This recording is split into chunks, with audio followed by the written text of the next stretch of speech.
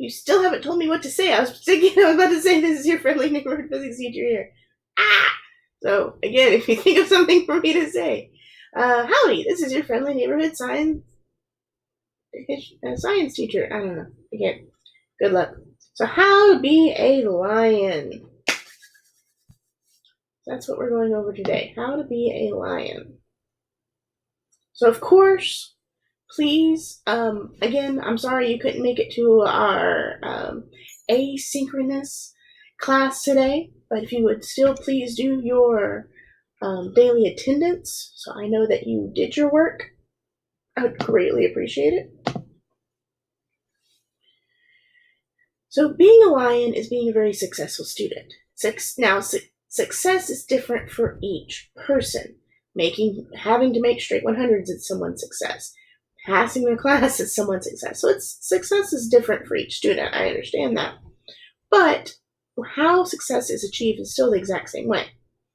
So what do successful students look like?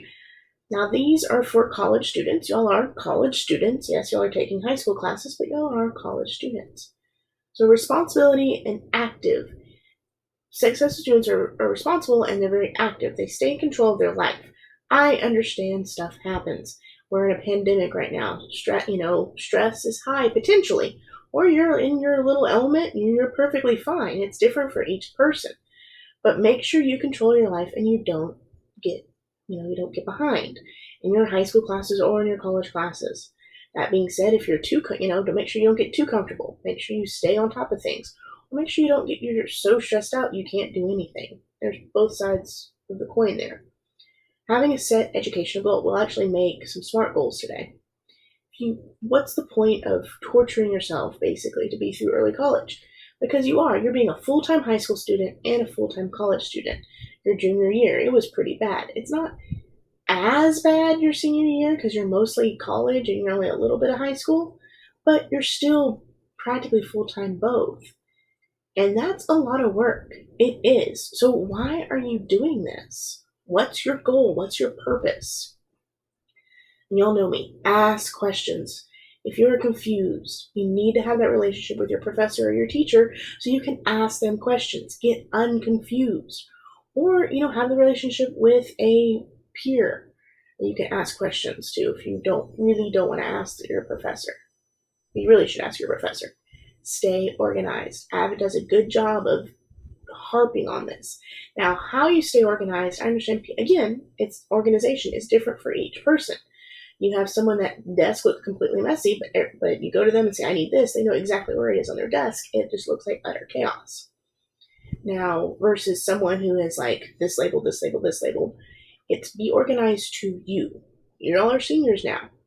Be organized to you. Do what makes you successful. Time management. Big time management. When I was in college, I would have my classes, because I'm a morning person. Now, if you're not a morning person, don't do this. But I'm a morning person. So in college, I would go from 8, my classes would go from 8 a.m. to 12. I would have all my classes.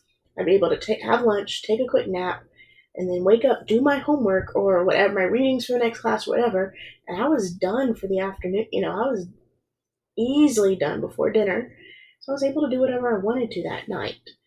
And my friends were having to decide between doing their homework or, going off and doing something. So having time management, you can have a social life and get your work done too. It's possible. You just can't wait for everything to last minute because then it's going to build up and you're not going to have time for anything. Knowing how to study, that's a key thing. Hopefully by your senior year, you figured it out. If not, you need to figure out it quick before you head off to college. But knowing how you study. Do you study in a quiet place? Do you need background music? Can you study successfully in a group? Is that not feasible for you? Do you study better by yourself? Knowing that stuff is important. And again, it's different for each of you. I can't give you a cookbook and be like, this is how you study, because it's different for each person. And it's different for each thing you're doing. I have several different ways of studying. If I am grading papers or learning or going over what I need to do, as long as I'm doing math, something math related, I can have music or even like a show like The Office or something on the background. Nothing that I want, nothing. like The Office or I don't know, anything like that that I've seen 100 times. Is this more background music or background, sound I can have on? But if I'm having to type something up, if I'm having to read like a paragraph or anything like that, I have to have it be dead silent. And so I even have different ways of studying what I'm doing differently. So think about that too.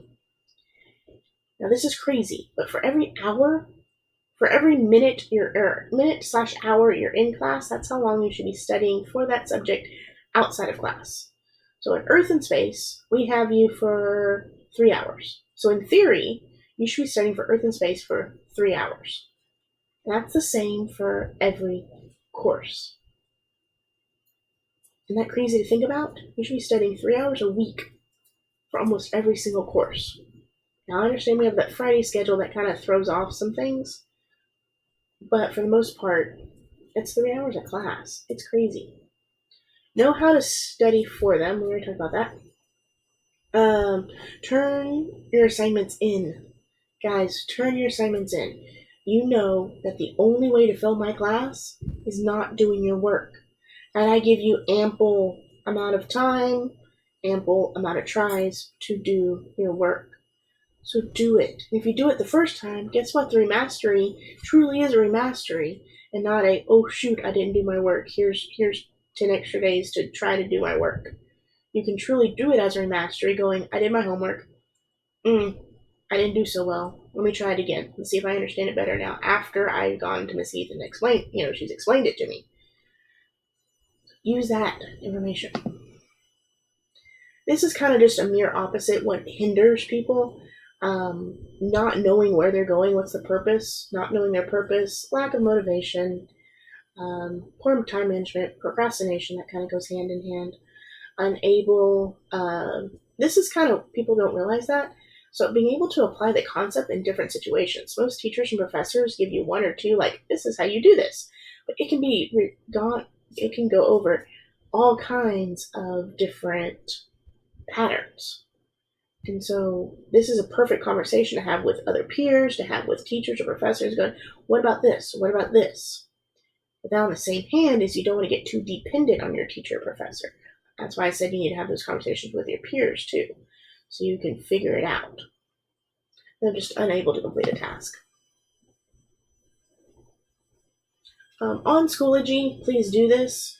It says I think I just focused on your strengths. So what are your strengths? We are going to set up your notebook, chicken duck, I guess, unless you don't want to call it something else. But this year, I don't care if it's paper or online, whatever best fits you. I do want you to, again, have a title page, your name, class period. Your class period would either be 2B or 1B or 2B. Earth and Space, teacher's name was Templeton, and 2020 to 2021. That's if you, and this basically is if it is a hard copy and you lose it, I can get it back to you. And if it's that's basically, if it's a digital, just so if you want me to look at it, I know whose I'm looking at. We're gonna do a little bit, we didn't do this last year, but I want to start doing this. It's a SMART goal. And I know you've done SMART goals in AVID, but just a reminder, SMART goals are specific, measurable, attainable, relevant, time-bound goals. So be specific. So if we're talking about culinary school, I want to go to culinary school. That's not that specific. Okay, that's a good thing to want. Let's turn that into a goal. I want to graduate from culinary school so I can join their, from their baking programs. Very specific. They are a baker. Gotcha. Make it measurable. I want to be a better, chopper. How do you know you're better at chopping vegetables? How do you know that? Well, I know that when I can dice 5 onions in a minute. Make it measurable. Attainable. You go there and say, I want to own a restaurant. I want to be like Gordon Ramsay. That is a huge goal. Not saying you can't get there. I am not saying that at all. But if that's your main goal, break it down. Cut it down into smaller things so you can have that yes moment. That's what people strive for when they reach goal. When they get, they do goals. It's like, I completed that goal. Yes. You want to have that yes moment. And if that's your goals, I want to own a restaurant, or I want to be like Gordon Ramsay. You're not going to have that yes moment until way late, and you're probably going to give up because you haven't had that endorphin to make you keep going. Make it relevant. Again, going back to the culinary school thing, you don't need to be a mechanic, be a culinary arts student. So make your goals relevant. Put a time limit on it.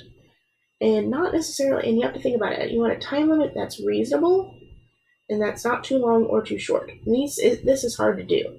It really is. Once you get better at making goals, you can, especially if you're kind of doing that breaking into smaller goals routine, you'll see that what your time frame is. I do want y'all to put this in your notebook. So I did. So I want you to do a life SMART goal, a school SMART goal, and yours would be an earth and space SMART goal. I didn't change that. Sorry. So my life, and I'll tell you mine, I wrote mine down. Mine is to make more me time. And I was like, oh, that's not specific enough. So I said at least 30 minutes a day. So at least 30 minutes a day, I'm going to have me time. That's not doing school, not answering emails. That's either me playing video games, getting ready for D&D, playing D&D, watching TV, listening to my book. That's something that I can do, and that's just me. My goal for school is be at least a week ahead with my lesson plans, getting my lessons together. And again, I was like, that's not really specific enough. It doesn't have a time frame or anything. So I want this done by the 3rd week of school. I'm not a week ahead right now. I'm lucky if I'm maybe 2 days ahead. And I'm getting there. So I'm going to take this weekend. I'm going to focus on getting a week ahead and make sure that everything's done. And when I mean everything, I want everything. And I'm not going to get everything done this weekend. So that's why I'm giving myself, 3 weeks to maybe get a week ahead, and so I can stay ahead. And then specifically for class, what is your goal for Earth and Space? This is just a broad goal for all my classes. I want to at least one interaction activity to help engage my students every day. It's kind of hard if you're doing the asynchronous and not in class. It's hard to think of interactive things to do. But I have a couple ideas for Earth and Space. We still got to talk about safety. You're still a science course. We still will be doing labs, hopefully, if we get back. So we still have some labs to write down. Since I'm not printing them off for you, if you have a computer, go ahead and print them off. They are in, if you go to your class information, go to Chicken Duck, they're right there. Or they're in a PDF next, but I wrote them down just to show my handwriting's about medium, so it's not big, it's not small, and it took me about a page and a half to write all 15 down. There's all 15. You're more than welcome to pause and write them down if you want to. Or if you're doing a digital notebook, you can take a picture or take the PDF form and put them in your digital notebook too. That works. So a couple of things, the purpose of this class. So while you're thinking about your SMART goals, I wanted to kind of go over this. So I want to increase your critical thinking. I want to increase your communication skills, your self-evaluation, and appreciate nature. So it's kind of the goals of this class. And how we do that is through the different TEKS. So thinking skills. And critical thinking is, you need to be able to critical think. You take something to figure it out. Okay, so why would this penguin be able to live here but not here, type of thing? Like, what's they've done with their environment? Why do you think this fault line does this, but this fault line does that? So stuff like that. I want you to be able to communicate and communicate in different ways. Be able to, like, if I give you an article, I want you to be able to analyze it. I want you to be able to summarize it. I want you to put your ideas into words, and that's verbal or written. And I want you to be able to ask direct questions that will help you lead to increase your research. I want you to be able to evaluate what you're learning, especially if this is going to be a project heavy, like research heavy class. I want you to question your thinking. I want you to keep your goal, in your mind. I want you to keep the project to the standard. Y'all know my standard. My standard is pretty high on projects and research and stuff. And I want y'all to be that standard. And because I want you to be that standard. Because you should have high standards for yourself. And then, of course, if you complete the assignment early, you're giving you more time to improve. You'll know if y'all do a project early. I will gladly look over and be like, fix this, fix this, fix this. That's including homework. Then, of course, I just want you to appreciate science and nature. So we're going to talk about the universe. We're going to talk about the scientific principles and how that applies to Earth and space. Understand that life is special and people see the world differently. And the relationships between plants, animals, and the Earth and the environment, and the role we play in our biosphere. Oops, I didn't mean to jump too much. So these are the topics that we will go over the year. The planet Earth in general, which you'll get your mineral rocks and resources, the Earth's crust, weathering, erosion, deposition, and landscapes will kind of all go together on the Earth's environment. Earth's history and the water cycle will kind of go together. Weather systems and water cycles need to be flipped. Your weather systems and atmosphere will go together. Then you have Earth in space, and then we'll talk about the moon, the sun, the solar system, the stars, and stuff like that.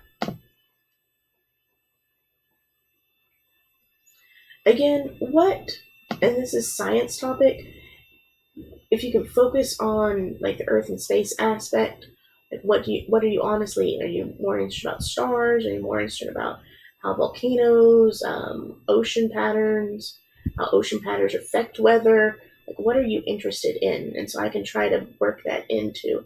So again, if you can answer that here. Daily routines, pretty basic. You'll have a bell ringer or we'll have a quiz that day. Your classwork will either be a lecture, group discussions, like a little learning activity, either a lab or giving you time to research what you need. And there will be occasion homework assignments just to make sure you're paying attention. And that's about it. Yes, I forgot about that. You have one more question to do. Again, if you could go over here and do this, it's just what would you want the teacher to know about you? Yeah, so anything you think I need to know, I would like to know. So I hope you have a wonderful day. Remember, you're loved and appreciated. See you later. Bye.